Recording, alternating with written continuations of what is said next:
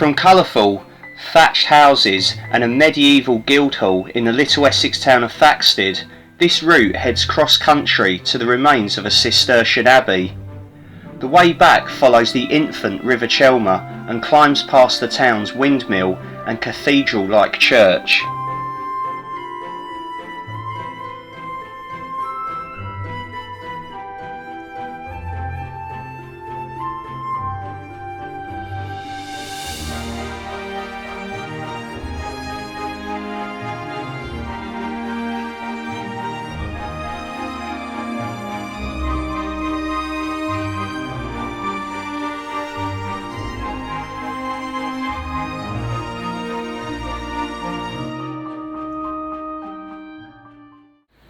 Good afternoon again everyone.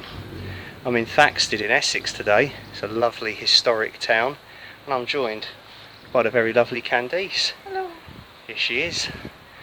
So we haven't done one of these for a while. It's just a day walk. Probably going to review a ration pack later on for a spot of late lunch. It's really hot and sunny today. There's barely any wind. Candice has got the sun cream. I hope she has anyway. No, she has. Factor 50. We're going to be protected from like nuclear blasts with that stuff, yeah.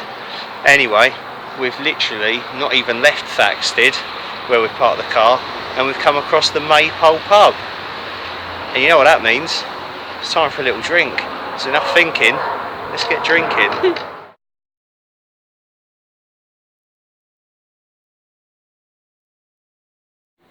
Candice has got half an Aspel. And I've got half a Kingston Press wild berry. It's quite tasty that, I had it before. Cheers everyone.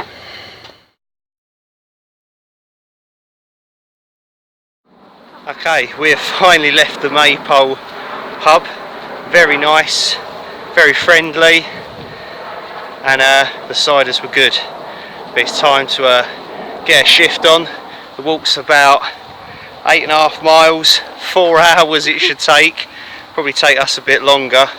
And we're also going to be visiting the remains of a Cistercian abbey at Tilty. We'll be following the infant River Chelmer back up to Thaxted, past its windmill, the John Webb windmill, and its cathedral-like church. So lots to see, lots to do. We've got some grub to eat along the way. So enough talking, let's get walking.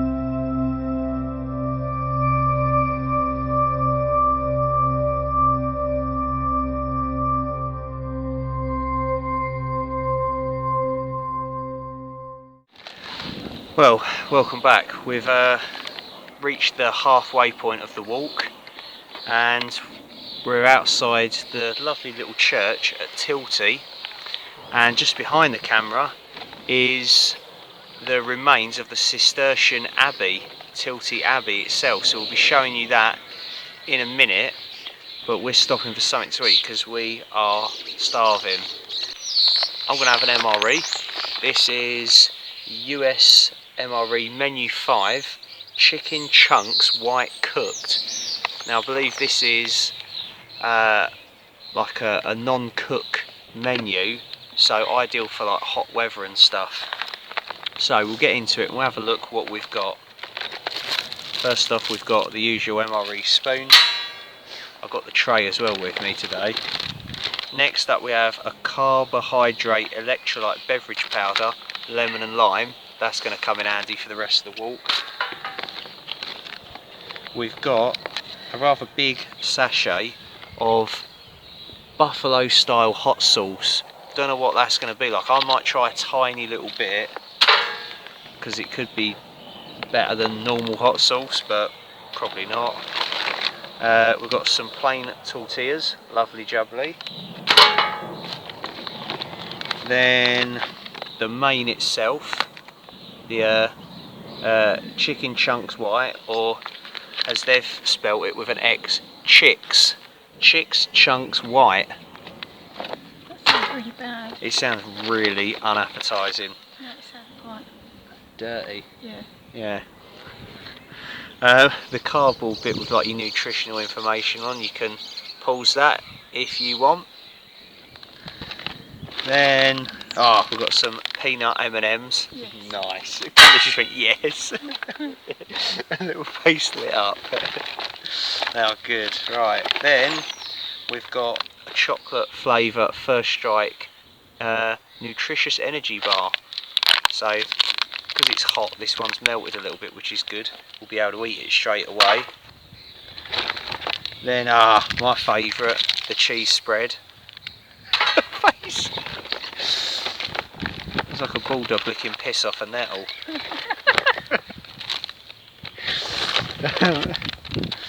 Then perfect, recovery trail mix. We're going to need that. This one's perfect for walking. I think that's why I picked it actually for this day walk. And then the accessory pack itself. Let's open this bad boy up. We've got another cold beverage powder. This one is cranberry grape, which I've had before. It's quite nice, that. What else? Some cinnamon flavoured chewing gum, iodised salt as always, moist towelette as always, and the bog roll as always. So anyways, that's what we're having. Enough yakking, let's get snacking. Oh, everyone loves a wet one. I feel fresh as a daisy now. Okay, we're going to get all the stuff out onto the tray so you can have a closer look. The recovery trail mix, which I need because I was flaking at the halfway point. What's it got in it? Oh, loads of nuts. Let's get the oxygen absorber out of there. We'll get the energy bar out.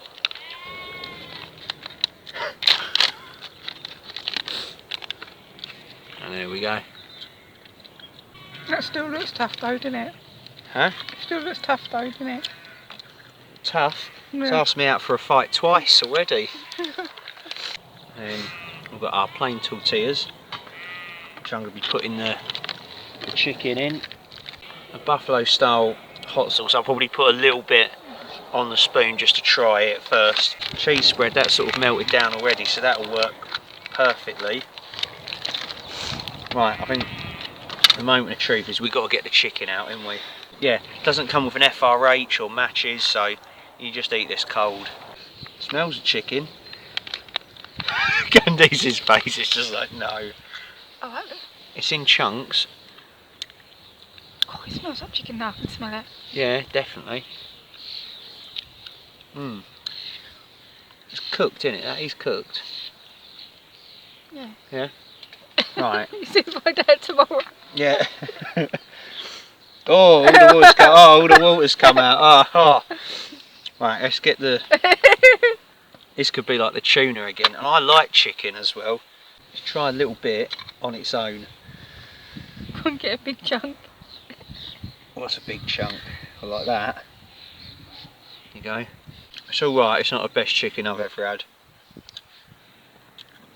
It tastes a bit like cat food. Try a bit, go on. It's not the best, you need the cheese spread with that. I might even stick all the hot sauce with it. No, it's fine, it's cooked. Yeah. Just doesn't taste nice. No, Candice is not a fan. Okay, I'm going to have to utilise the cheese spread for definite on this. This calls for immediate action. Oh, look at that, come out perfect in a lime. Yeah, Steve would be so proud of me. Do you want a tortilla? No. No? Okay, because I'm going to put cheese spread on both of them.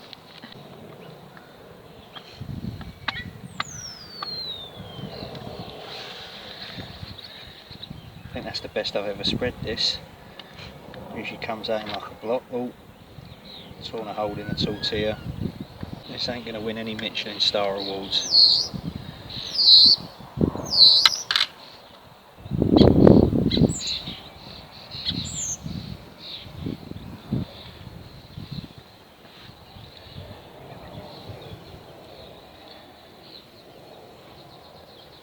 Oh. That's just breaking through the thing now.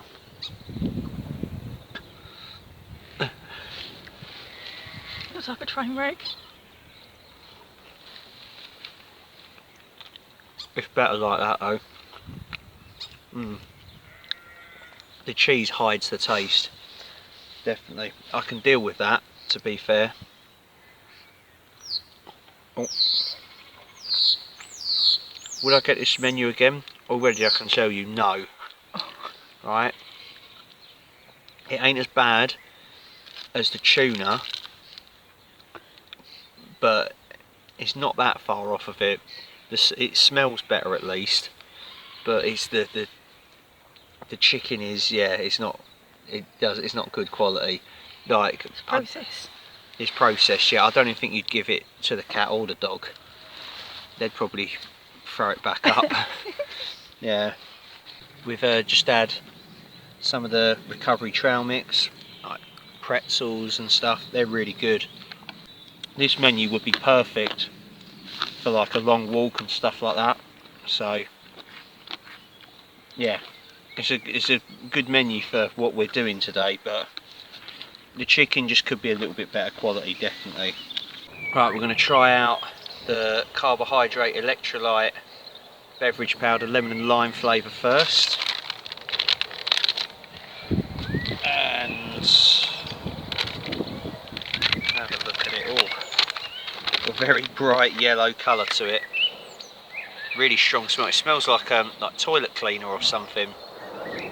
Hopefully it don't taste like it. Right, we've got about 500ml, maybe just less in this. That looks radioactive. Yeah, it does. That's like it started off yellow and it's gone like green. Right.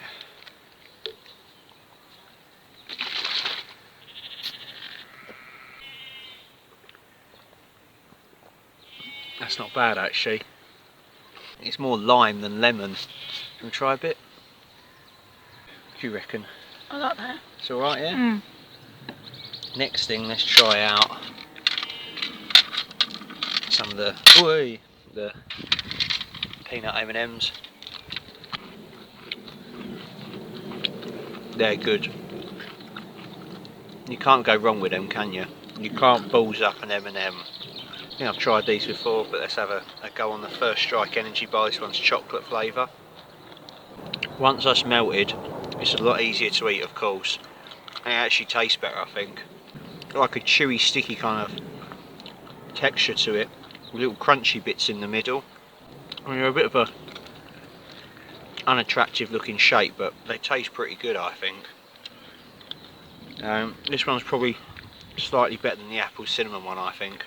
Alright, the final thing we're going to try is the cranberry grape cold beverage powder, the second cold drink powder they give you in this menu. I've had this before. Those of you who ain't seen any of those videos, I'll show you it now. It's quite nice, really. I think it's refreshing, almost as good as Ribena.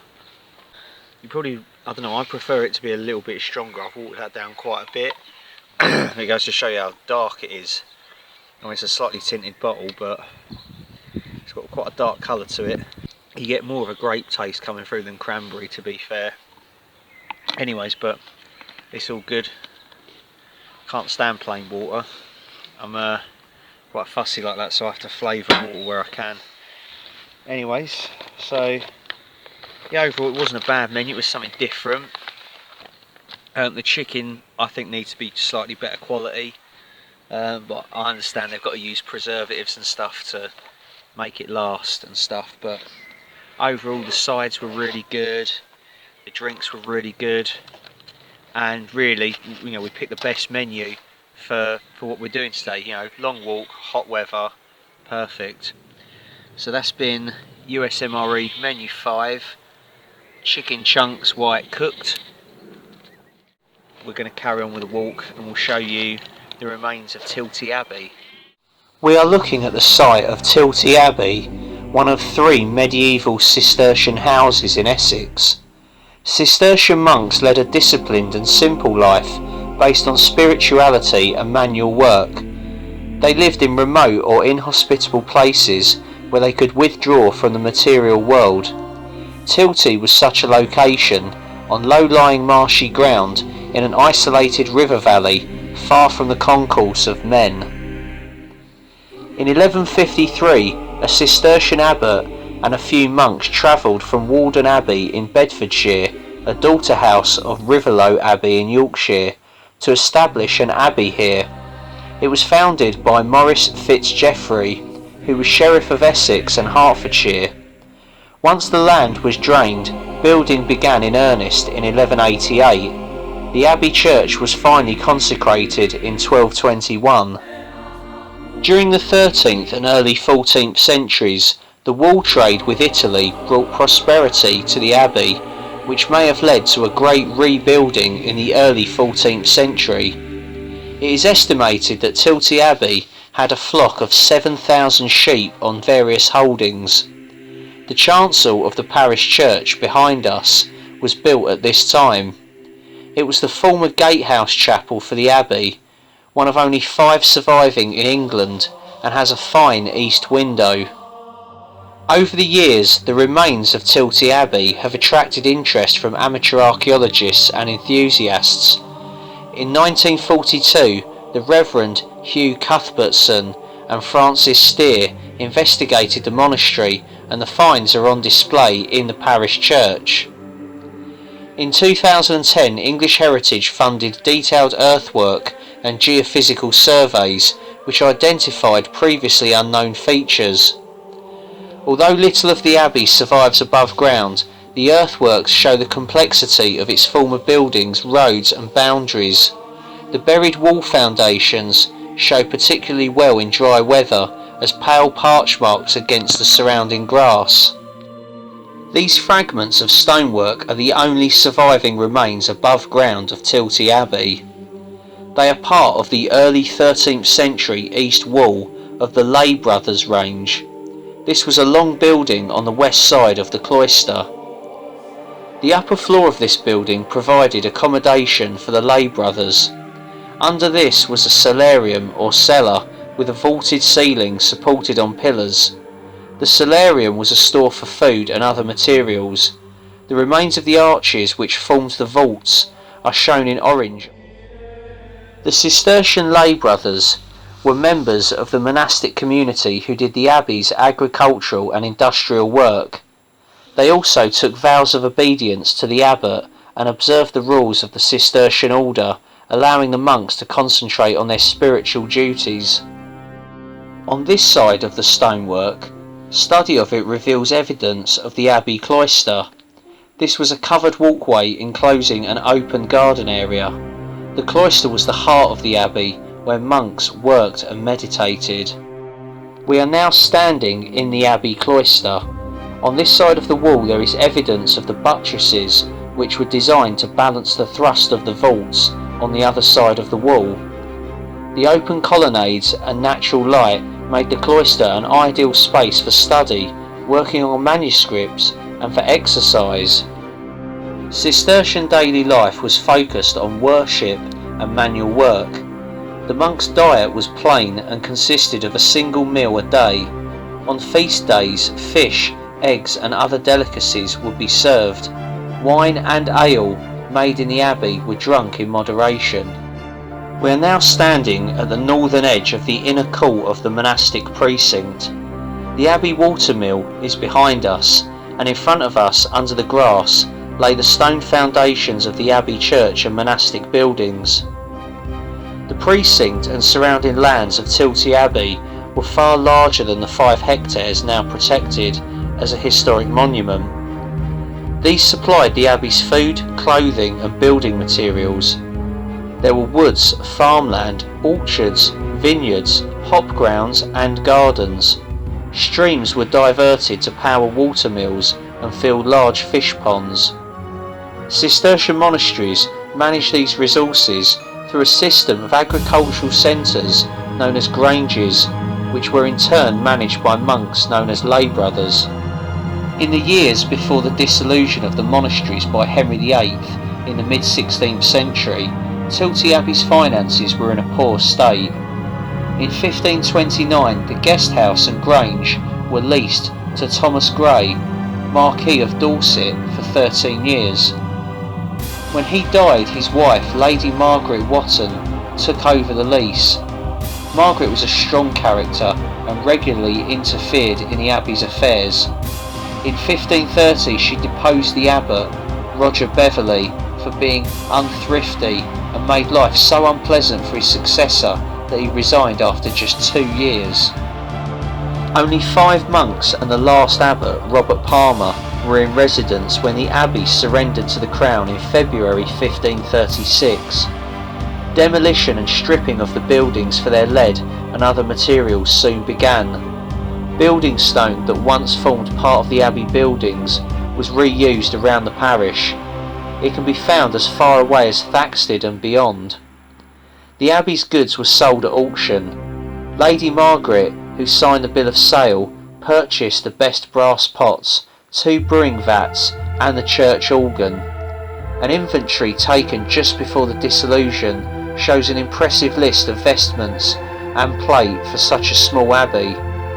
A cross of plated silver and gilt, a silver gilt censer, a silver incense boat and spoon, a silver salt with cover, 3 mazer bowls and 10 silver spoons.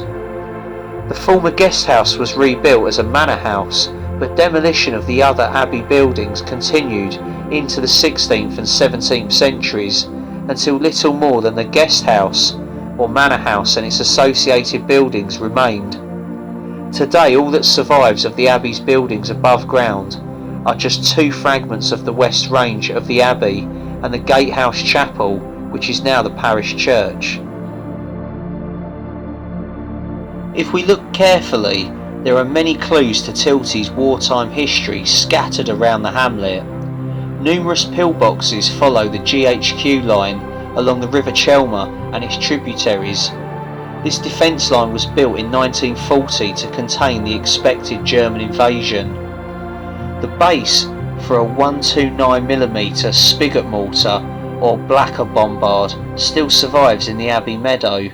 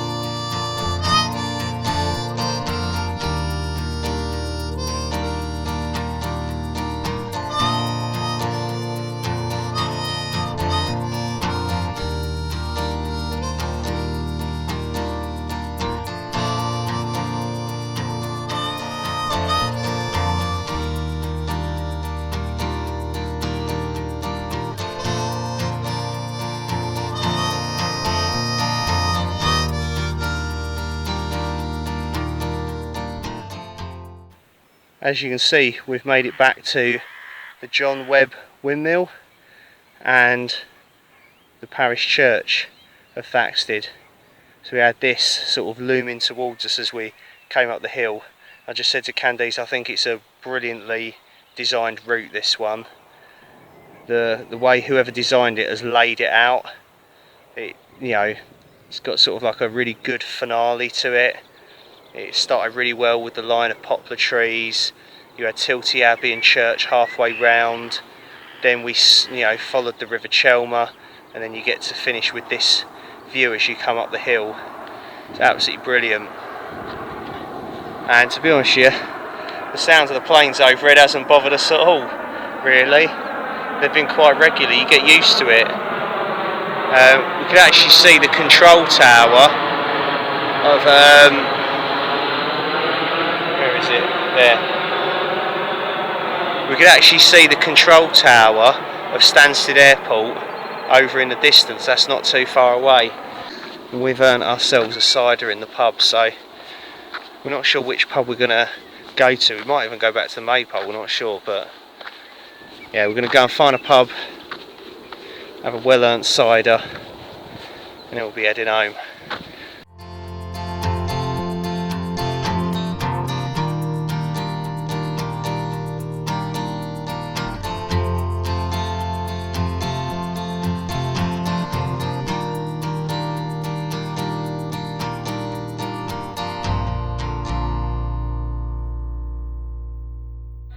Seems there's trouble in paradise. We're back at Thaxted and the police are here. I think there's been an altercation and the Swan.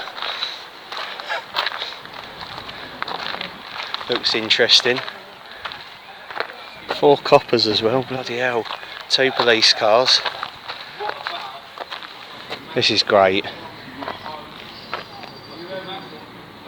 Alcohol, see? That's what it does. Anyway, we won't go in that pub, we'll find another pub.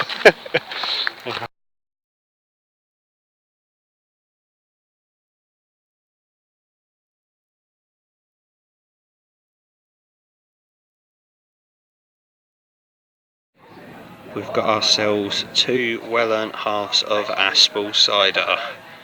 The best cider known to man and woman. It's been a good little walk. After leaving the Maypole pub again for the second and final time, we're now heading back to the car. We've had a really good day here.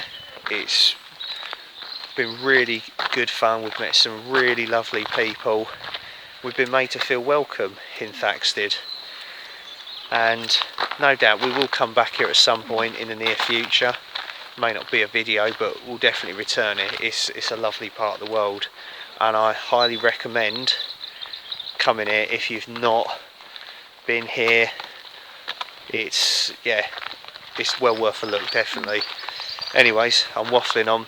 I want to say a big thank you to the lovely Candice for joining me as always. Yeah. Come here, bring it in. It's been good fun as always. And I want to say to all of you at home, big thank you for watching. Hope you enjoyed the video. Get in the comments as always, let us know what you think. And until next time, stay safe, look after each other. Life's too short, get out there and explore. Do what you love what you do. Until next time, see you again soon. Thank you everyone. Goodbye. Bye.